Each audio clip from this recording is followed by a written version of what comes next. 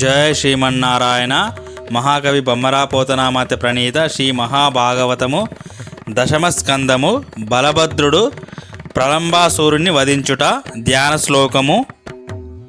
ఓం మూకం కరోతి వాచాలం పంగుం లంఘయతే గిరిం యత్కృపాతమహం వందే పరమానంద మాధవం. రామకృష్ణులు అరణ్యాలలో నదీ నదాలు, సరస్సులు, చెరువులు, మడుగులు, సెలయేళ్ళు మొదలైన వాటి సమీపంలో ఉండే చెట్లను చల్లని నీడలలో క్రీడిస్తున్నారు.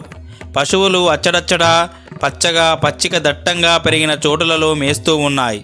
అప్పుడు ప్రలంబాసురుడనే రాక్షసుడు ఒకడు గొల్ల వేషంతో వచ్చి వీరిలో చేరి రామకృష్ణులను చంపాలి అనుకున్నాడు. ఆ సంగతిని సర్వమును తెలిసిన శ్రీకృష్ణుడు తెలిసియూ తెలియని వానిలా నటించాడు. బలరాముని తోడ పుట్టినవాడైన శ్రీకృష్ణుడు ఆ ప్రలంబాసురుని చంప తలచిన వాడై రమ్మని దగ్గరకు పిలిచి అన్ని పనులలోనూ వానిని త్రిప్పుచూ వానితో మిక్కిలి స్నేహం చేశాడు. ప్రలంబునితో స్నేహం చేస్తూ కృష్ణుడు గోపాలకులతో ఇట్లా అన్నాడు: మనకు ప్రొద్దుపోవటం లేదు. మనమందరము 2 పక్షాలుగా ఏర్పడి రాళ్లను గురిచేసి బంతులతో క్రీడిద్దాం. ఈ విధంగా చేసి ఎవరు గెలుస్తారో ఎవరు ఓడిపోతారో చూద్దాం.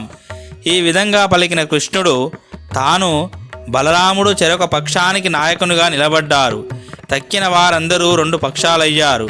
గడ్డితోనూ కొయ్యలతోనూ రాళ్లతోనూ తాము నిలబడవలసిన అద్దులను, తమ చెండ్లు పూబంతులు తాగవలసిన గుర్తులను ఏర్పాటు చేసుకున్నారు.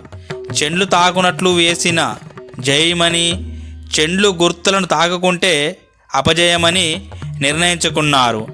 ఆటలో గెలిచిన వారు ఓడిపోయిన వారి మీద ఎక్కితే వారు మోయాలి.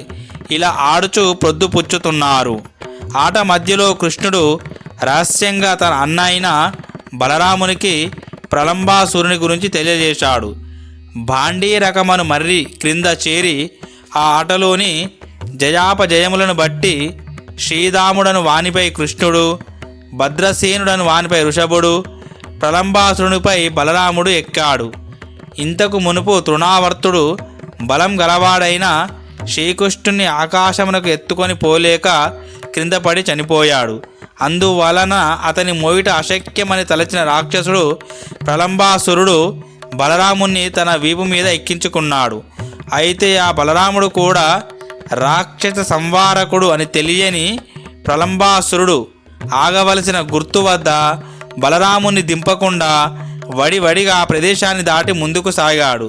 ఈ విధంగా కేవలం ఆటలో కలగచేయబడిన వాహనమైన ప్రలంబాసురుడు బలరాముని ఎత్తుకొని పోతూ కొండవలే బరువుగా ఉన్న బలరాముని మొయ్యలేకపోయాడు. దానితో మనుష్యాకృతిని విడిచి తన ఎప్పటి భయంకరమైన రాక్షస ఆకారాన్ని వహించాడు. బంగారు కడియములు ధరించి తెల్లగా అందంగా ఉన్న బలరాముని ఎత్తుకొని రాక్షసుడు వెళుతూ ఉంటే చందమామను ఆంచుకొని ఉన్న కారుమబ్బులా కనిపిస్తున్నాడు. ఆ బలరాముడు ప్రలంబాసురుని మోపున కూర్చొని ఏ అపాయాన్ని పొందలేదు. ఆ రాక్షసుని వంక పరిశీలనగా చూశాడు. రత్నాలు పొదగబడిన బంగారు కిరీటాన్ని, కుండలాలను ధరించిన వాడు, బొమ్మముడి తోడి, మిడిగుడ్ల చేత భయంకరమైన కన్నులు కలవాడు, మిక్కిలి భయాన్ని కలిగించే కోరలు కలవాడు, మహాశూరుడు, మదంతో నిండిన వాడు అయిన ప్రలంబాసురుని నిజాకృతిని చూశాడు బలరాముడు. వాడు రక్కసుడని కొంచెం సంశయించినా ఏమాత్రం భయపడలేదు. తనను వడిగా ఎత్తుకొని పోతున్న ప్రలంబాసురుని మీద కోపించిన వాడై అట్టే ఎగిరి వాని మీద పడి కఠినమైన తన పిడికిలితో వాని తల బ్రద్దలయ్యేటట్టు కోపంతో చాచి పొడిచాడు. అంతటా ఆ ప్రలంబాసురుడు బలరాముని యొక్క బలవంతమైన పిడికిటి పోటుకు తల పగిలిపోయింది. దేహంలోని నవరంధ్రముల నుండి నెత్తురు కారగా మొర్రో అని అరుస్తూ ఇంద్రుని వజ్రాయుధపు దెబ్బచేత నేలకూలిన పర్వతంలా కూలిపోయాడు. అప్పుడు గొల్లలందరూ మన బలరాముడు ఒక్కడే నేడు బలవంతుడైన ప్రలంబాసురుణ్ణి ఒక పిడికిటి పోటుతో నేలకూల్చి చంపాడు. భలే బాగుంది అని మెచ్చుకుంటూ చనిపోయిన వాడు బ్రతికి రాగా చూసినట్టు చూసి సంతోషంతో ఆ బలరాముని గౌరవించారు. బలవంతుడైన ప్రలంబాసురుడు బలరాముని పిడికిటి పోటు చేత చావగా మనము సురక్షితులమయ్యాము.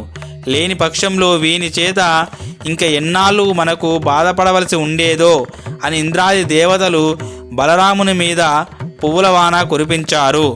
శ్రీకృష్ణుడు దావాగ్ని మృంగి గోపక సంఘమును కాపాడుట. ఇలా గోపబాలకులు క్రీడిస్తూ ఉండగా ఆవులు అడవిలో పచ్చికలు మేస్తూ బహుదూరంగా ఉన్న ఇంకొక అడవిలోకి దూరాయి. అక్కడ చెలరేగిన కార్చిచ్చు వేడికి మిక్కిలి దప్పికతో గాలి వేడిమిని సహింపలేక తత్తరపడుతూ అంబా అంటూ అరవసాగాయి. తృణముల ఆశతో భగవంతునికి దూరంగా వెళ్ళిన జీవుల పరిస్థితి ఇదే కదా. విషయాసక్తితో భగవంతునికి దూరంగా ఉన్న వారందరిది ఇదే పరిస్థితి కదా. ఆ గోప బాలకులందరూ గోవుల మొరవిని తాము ఆడుకుంటున్న ఆటల మీద ఆసక్తిని చాలించారు. ఆవులు మేస్తూ వెళ్ళిన కారణంగా వాని కాళ్ళ త్రొక్కిళ్ళ చేత మేయుడ చేత నలిగిన పచ్చిక ఉన్న మార్గాన్ని చూశారు. దాని వెనకే వెళ్ళి ఆ ఆవుల గుంపు ఉన్న చోటును కనిపెట్టి వానికి కార్చిచ్చు వలన బాధ కలగకుండా మళ్ళీ తోలుకొని వచ్చారు.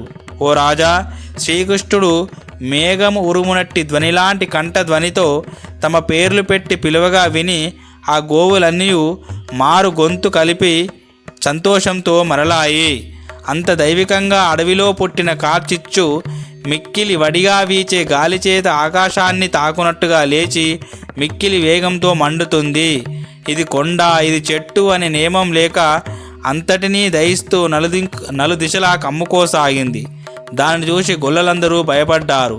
మిక్కిలి ప్రభావం కలవాడైన శ్రీకృష్ణు వద్దకు వచ్చి మరణానికి భయపడ్డ వారిలా మొక్కుతూ ఇట్లా అన్నారు.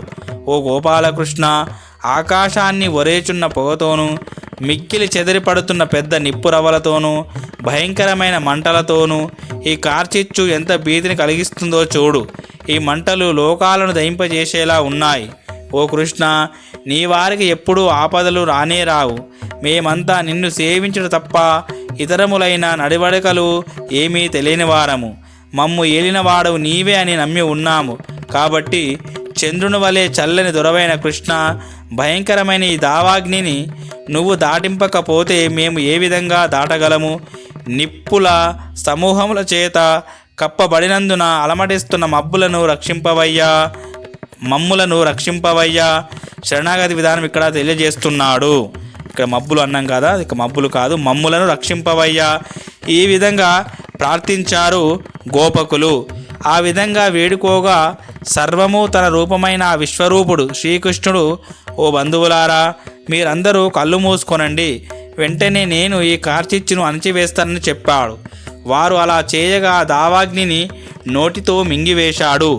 బాహ్యంగా కనిపించే జగత్తంతా దుఃఖాగ్నితో ప్రజ్వరిల్లుతూనే ఉంటుంది. అందుకే ఆ అచ్యుతుడు బాహ్య దృష్టిని వీడి అంతర్ముఖులు అవమని ఆ గోపకులకు తెలిపాడు. దృష్టి అంతర్ముఖమైతే అంతా బ్రహ్మానందమే కదా. ఈ విధంగా తన యోగ బలం చేత కార్చిచ్చును పానం చేసి నిమిషమాత్రంలో గోపకులను అందరినీ భాండీరకమనే మర్రి చెట్టు వద్దకు తెచ్చి విడిచిపెట్టాడు. ఆ గొల్లలందరూ సంతోషంతో మన కృష్ణుని యోగ మహిమ చేత కార్చిచ్చు చల్లారిపోయిందని భావించి తమ మనస్సులో ఇలా అనుకున్నారు. ఇంతకు ముందు ఎక్కడైనా ఏ మానవుడైనా కార్చిచ్చును ఆర్పునట్టి సామర్థ్యాన్ని కలిగి ఉన్నాడా? లేడు. కనుక ఇప్పుడు కార్చిచ్చును చల్లార్చి మనలను కాపాడని ఈ కృష్ణుణ్ణి కేవలం మానవ మాత్రునిగా భావించరాదు. ఇతడు బ్రహ్మయో విష్ణువో శివుడో అయి ఉండాలి. అంతలో సాయం సమయం అయ్యేసరికి శ్రీకృష్ణుడు బలరామునితో కలిసి పిల్లన గ్రోవిని ఊదుతూ గొల్లలందరూ జయ జయ శబ్దములతో కొనియాడుతూ ఉంటే గోశాలలో ప్రవేశించాడు. ఓ రాజా, ఆ వ్రేపల్లలోని గోప స్త్రీలందరికీ కృష్ణుని ఎడబాసి ఉన్న కాలము ఒక్క క్షణమైన 100 యుగములుగా తోస్తుంది. కనుక ఆ కమలాక్షిని చూసి సంతోషించారు. అప్పుడు కృష్ణుని వెంట పశువులను మేపేందుకు వెళ్ళి వచ్చిన గొల్లలు ఇండ్ల వద్దనున్న ముసలివాళ్లతో స్త్రీలతో అడవిలో జరిగిన బలరామకృష్ణుల విషయాలన్నీ చెప్పారు. దానిని విన్నవారంతా బలరామకృష్ణులు దుష్ట సంవారానికై భూలోకానికి వచ్చిన దేవతలు కానీ సామాన్య మానవులు కారని తలచారు. తర్వాతి వీడియోలో చూద్దాము. ఓం శాంతి శాంతి శాంతి. హరి ఓం తత్సత్. సర్వం శ్రీరామకృష్ణార్పణమస్తు.